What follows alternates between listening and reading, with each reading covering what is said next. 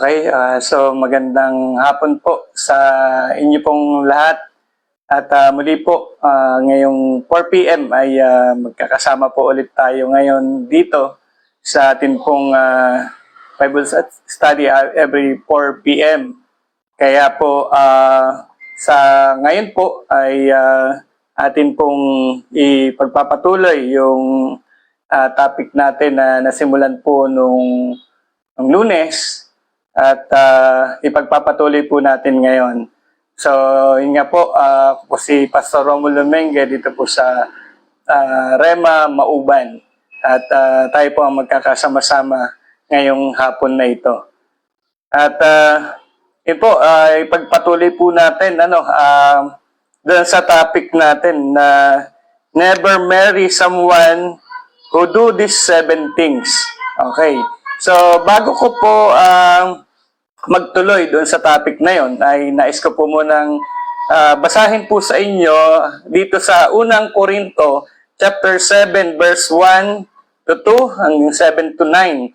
Ito po, matatagpuan po natin dito yung mga katanungan tungkol sa pag-aasawa.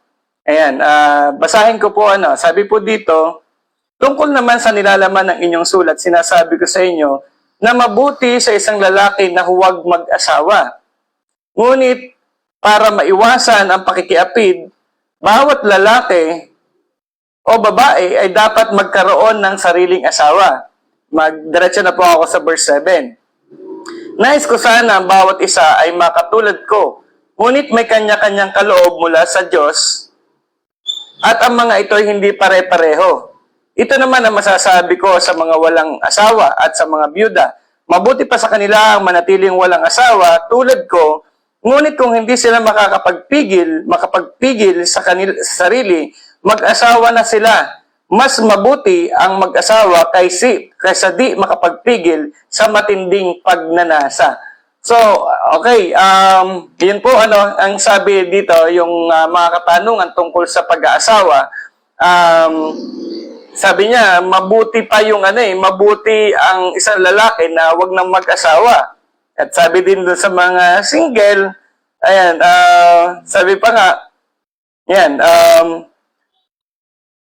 sabi, nais ko sana ng bawat isa ay katulad ko, sabi ni Apostol Pablo, na walang asawa. Ngunit sabi nga niya, may iba, kanya-kanyang kaloob ang Diyos sa mga, at ito hindi pare-pareho, hindi tayo pare-pareho ng kaloob. At kaya naman po, sabi doon, kung kailangang mag-asawa, ay mag-asawa na nga naman kaysa sa magkasala.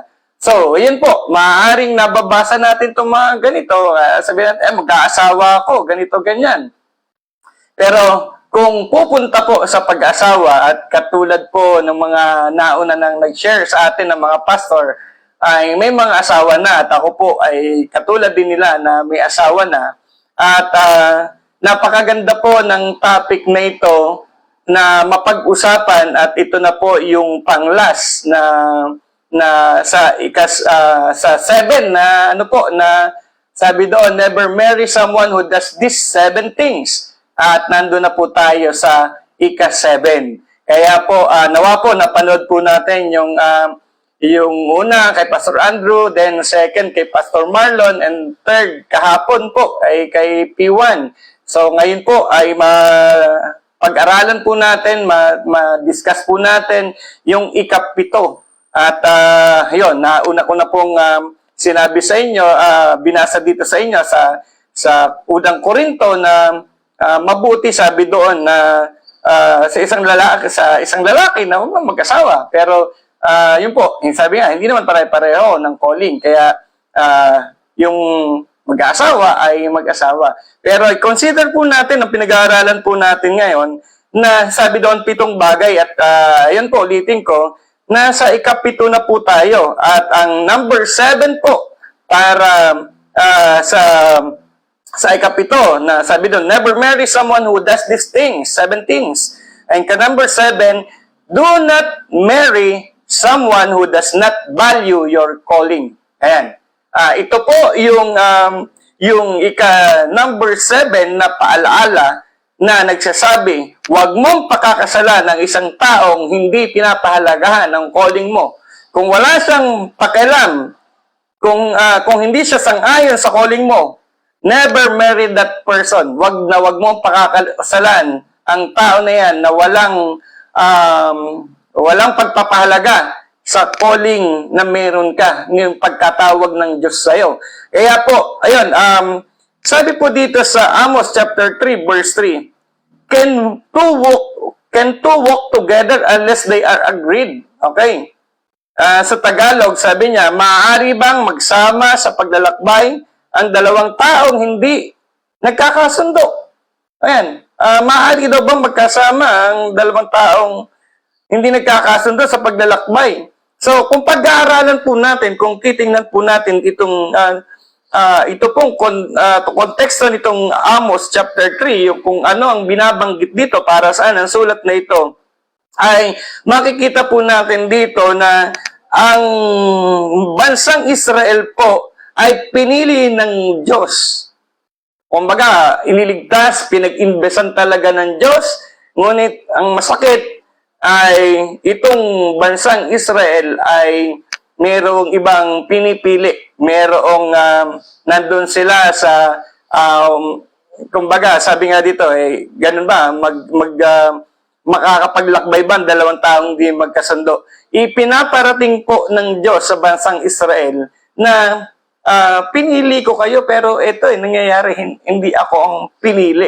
So, nandun po na makita po natin na meron pong epekto ang atin pong, yung kumbaga, yung gusto mo maging resulta ay lagi pong, kumbaga, may panggagalingan yan, may dahilan kung bakit, kumbaga, ngayon, kung bakit ganito ang resulta, kasi, ganito, sabi nga, kung ano ka ngayon, yan ay bunga ng nakaraan. Kung ano ka magiging bukas, yan ay bunga ng magiging decision mo ngayon. So, alam niyo po, ako po, mula nung bata pa po ako, kasi po, bata pa lang ako, sinasama na ako ng mother ko, ng nanay ko sa pagsisimba. Laging nag-church po kami ng nanay ko. At kinalakihan ko na po yun. So, alam niyo po, na-observe ko yung mga, nung bata pa ko, hanggang sa lumaki na ako, nakita ko na yung maraming nakita ko na mga lingkod ng Diyos, mga anointed person dati, na nang tumagal ay nawala po sa ministry. Nawala sa pagpapastor, nawala sa paglilingkod. So, ano ang nangyari? Anong naging dahilan? Alam niyo po, ang isa kong nakita, isa kong naobserbahan, sapagkat sila po ay nagkaroon ng pagkakamali sa pagpili ng kanilang naging kasama sa buhay or ng naging asawa. Kaya po, alam niyo po, sabi nga ng mga pastors natin na nagturo, ay yun nga, yung pag-asawa, hindi yan parang kanin na iyong isusubo, na kapag nainitan ka, ay iluluwa mo. Alam niyo po, ang pag-asawa, isa po yan na sa major decision ng buhay mo. Sabi nga, alam niyo po, nakikita ko po mismo, ang pag-asawa talaga ay make or break. Pwedeng umunlad ang buhay mo, pwedeng magkaigi ang buhay mo, pwedeng maging maayos ang buhay mo, dahil sa tama ang pinili mo, mapangasawa, makapartner mo. Pero kapag ka nagkamali ka ng pinili, nagkamali ka ng pinakasalan, nagkamali ka ng nakasama sa buhay, ay, naku po, sabi ni Pastor Marlon, natanda ko, parang habang buhay ka nagbabayad ng utang. Ay, alam niyo po, habang buhay, masakit po ang ulo mo. Hindi magkakaigi. Biruin mo, kumbaga makakasama mo for the rest of your life, tapos hindi mo kasundo. Kaya po, napakahalaga po na makita natin, itong mga payo na ito. Sabi niya, never marry someone who does these 7 things. At sana po, natatanda natin yung 6 na babala na wag nating, kumbaga, wag mong mapangasawa yung gano'n, kung gano'n ang ginagawa nila. At ito po ay nakikita ko po na isang napakahalaga na sabi dito, ulit, verse 7, do not marry someone who does not value your calling. Napaka-importante po, kung pinapahalagahan mong calling mo, dapat makita natin, sino ba yung makakatulong sa akin para mangyari yung pagkatawag sa akin ng Diyos. Kailangan kung pinapalagaan natin yung calling, sino yung magiging kakampi natin for the rest ng paglilingkod natin, sa pagpapatuloy natin paglingkod. Kasi magkakaiba po ang paglilingkod mo nung binata ka or nung dalaga ka kapag ka may asawa ka na. Mag-iiba-iba po yan. Magkakaiba-iba kung ang makakasama mo na kapartner sa buhay ay hindi mo kakampi dun sa calling mo.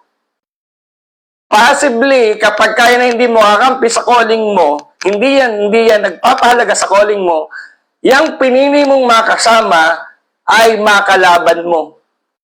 Hindi yan susuporta sa calling mo. Okay po? Kaya, check natin agad. Ang pag-aasawa nga po ay hindi ito nakakita ka ng maganda, nakakita ka ng pogi, nakakita ka ng mayaman, nakakita ka ng matalino, magaling, madiskarte, ay okay na. Masasabi mo, ay pwede na ito. Sabi nga ng iba, biruan nga, ay buhay na ako dito. Ayan. Sabi, ay pogi, ay maganda. So, in love na in love. At talagang, sabi nga ni Pastor Andrew nung unang araw, sabi niya, kapag kinilig, hindi na nakikinig. Paano kinikilig? Pogi, ang ganda. So, pagka ganun, ayaw nang makikinig. Basta ipinaglalaban na yung kanyang gusto. You and me against the world, sabi nga nung iba. Kasi pag pinipigilan, lalo yung nag-uumalpas. Pero hindi na iintindihan na kaya pinipigilan. Alam niyo po, napakaganda. Tuloy po natin, Sabi na, yung una, sabi, God did not just give you a spouse assignment, okay? He gave you a purpose assignment, a calling, a reason you exist beyond your family role. Alam niyo po, kapag ka nag-asawa ka, dinadagdagan ng Diyos yung iyong, dapat ang pinaka-purpose sa pag-asawa para ma-equip ka. Sabi nga ni, ni Adan, sabi niya, you complete me. Kasi, ito yung isang tulad ko. Dapat talaga tulad mo. Po? Sabi ng mga ngaral, chapter 4, verse 9 hanggang 10, ang dalawa ay mabuti kaysa isa, mas marami ang bunga ng anumang gagawin nila. Kapag nabuwal ang isa, may tatayo siya ng kanyang kasama. Kawawa, nag-iisa sapagkat walang tutulong sa kanya kapag siya ay nabuwal. Kung nag-iisa ay maraming maaaring magtagumpay laban sa isa, lalo ng dalawa, lubid na may 3 pilipit na hibla ay hindi agad malalagot. So, maganda po na mayroong kapartner. Pero make sure ang magiging kapartner mo sa buhay ay yung tutulong sa'yo, yung kakampi mo. Pero kapag kaya na kalaban mo, sa halip na ikaw ay lumakas, ikaw ay manghihina.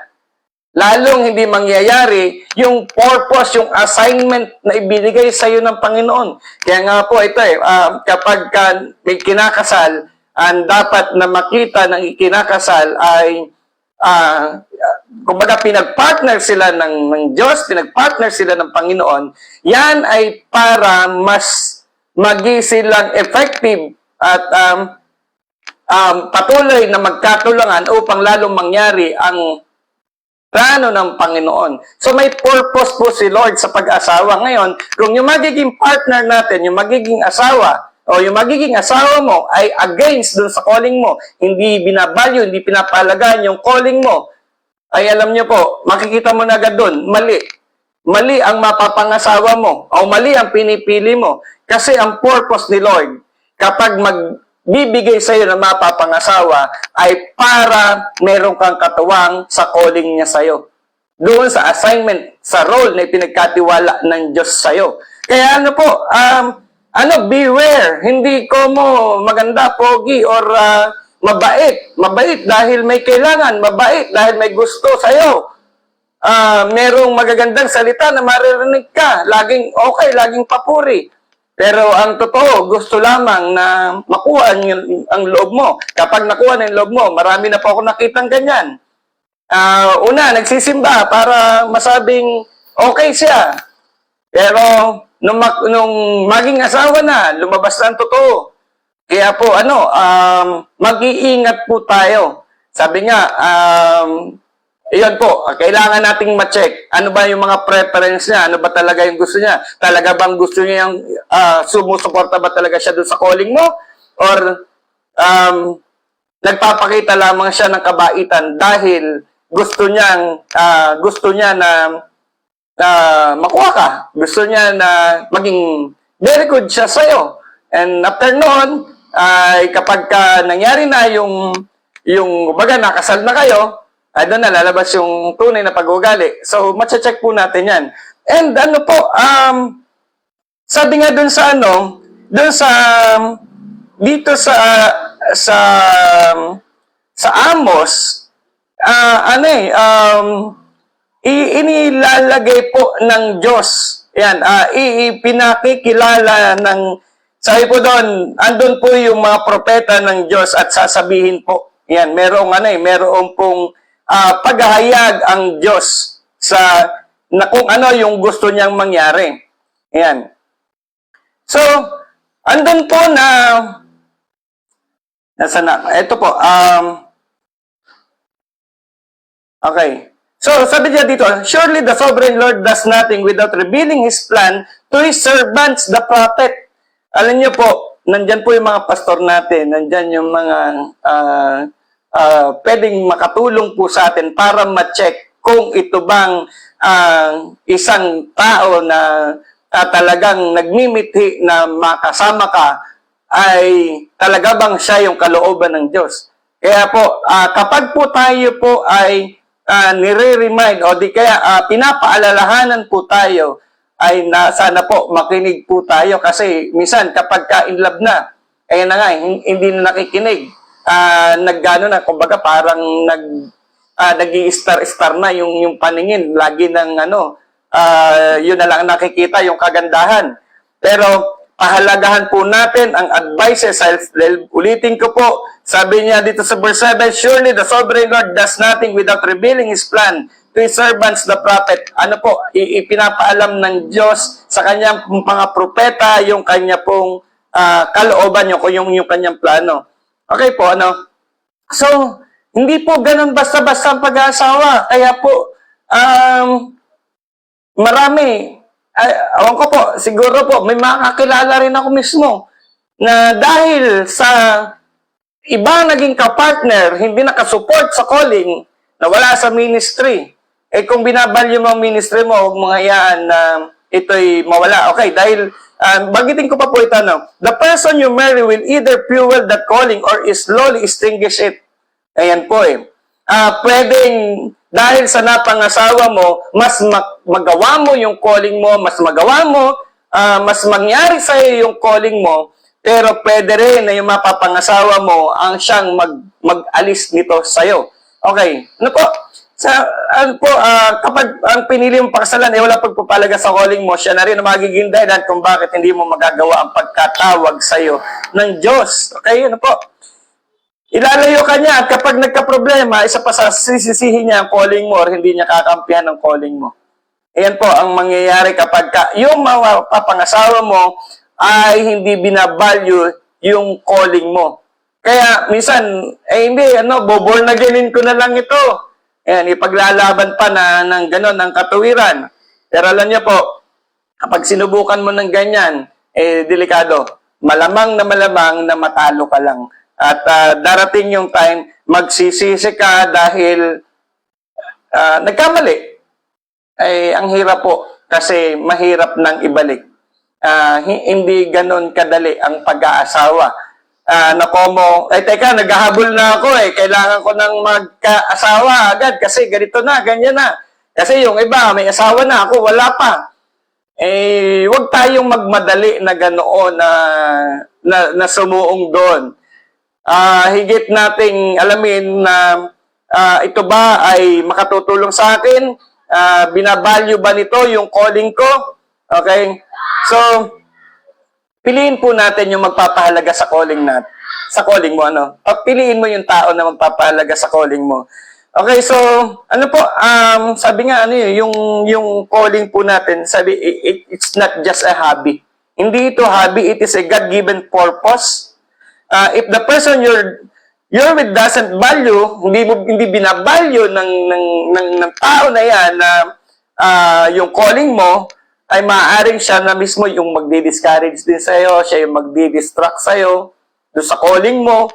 Ayan, hanggang sa maaaring siya rin ang maging dahilan para maalis yung napaka-importante, napakahalagang bagay na inilagay ng Diyos sa'yo. Eh, alam niyo po, ang hirap. Sabi nga, saan ba yung safest place? Eh, walang iba, kundi doon sa kalooban ng Diyos. Eh, biruin mo, kung yung taong araw-araw mong makakasama, kasama mo sa pagtulog, sa gabi, sa araw, ay siya pa rin, siya yung magiging dahilan ng distraction mo, siya yung magiging dahilan ng discouragement mo, ay nakakalungkot naman. Nakakalungkot naman po kung gano'n ano. Kaya po, alam niyo po, mga kwento ko lang po sa inyo. Nung bata pa po ako, nakikita ko nga gano'n ang mga, yung mga pastor na nauna na sa akin. Alam niyo po, ano sa aking isipan yung yung gusto kong maging future ko. Doon hindi ko na po binabanggit ito sa prayer, pero alam niyo po, yung nasa mindset ko noon, yung nasa isip ko noon, Lord, sabi ko, kung ako po yung magkakaasawa, ang gusto ko pong ibigay mo sa akin mapapangasawa ay yung susuporta sa akin sa ministry, hindi yung kokontra sa akin sa ministry. At alam niyo po, praise the Lord po, dahil kaming mag-asawa ay andun po, yun yung nasa isip ko, yung prayer ko, at nagkukwentuhan po kami, siguro, sabi niya, ang pangarap niya, gusto niya magkasawa ay pastor, pero hindi pa ako pastor noon. Pero yun pala ay in the making na pala. At yun po, kaya nga, pagka minsan mayroon kaming biruan, sabi ko, kapag medyo nagbibilang kumukontra sa ministry, ang babanggit ko na lang sa kanya, teka, parang ikaw ba talaga yung ibinigay sa akin ng Panginoon? Kasi alam ko binigay sa akin ng Panginoon yung susuporta sa akin sa ministry, hindi yung kokontra. So, yun po. Pero biruan lang po namin yan. And praise the Lord po. Dahil napakabuti po na makukuha na mong mapapangasawa ay yung nagpapahalaga sa calling mo. Sapagkat yan ay pinagkatiwala sa iyo ng Panginoon. So, pahalagaan mo ito, higit saan pa mang bagay, i-consider mo ito, i-ano mo ito, maging sa pag-asawa mo, hindi binabaliwan na lang lahat makapag-asawa lang. So, nawa po ay meron po tayong natutunan sa hapon na ito dahil ulitin ko po, hindi biro-biro ang pag-asawa. Dapat po ito pinagpaplanuhan, pinag-iisipan, nag-ask po tayo ng mga advices kasi po gagamitin ng Diyos yung mga pastor po natin, yung mga taong mas spiritual pa sa atin upang i-guide po tayo at maingatan yung calling na ipinagkatiwala sa iyo ng Panginoon. So, kapag nag-asawa ka na, ang makukuha mo ay yung ibabalyo, susuportahan yung calling mo at mangyayari yung napakalaking plano ng Panginoon sa buhay mo. So muli po, magandang hapon po sa ating lahat. God bless you po. Tayo po ay magwakas sa panalangin. Ama naming Diyos, maraming salamat po sa hapon na ito na kami po ay sinamahan mo. At dalayan ko nga, Panginoon, ang pitong bagay na ito na naituro sa amin mula nung Lunes. O God, ay matutunan nawa po, lalo't higit ng mga nagbabalak, nagpaplano na mag-asawa. Ito po ay maging gabay nila upang sa kanila pong pag-aasawa agad, hindi po sila magkamali ng taong pipiliin upang makasama nila habang buhay. Kaya agad, maraming salamat po sa hapon na ito. Ang pagpapala mo ay sumaamin at sa bawat isa na nakapakinig sa hapon na ito at sa mga kapanood pa ng video na ito, pagpalain niyo po, Ama. Salamat po sa pangalan ng Panginoong Yesus. Amen. So, magandang hapon po sa inyong lahat. God bless po.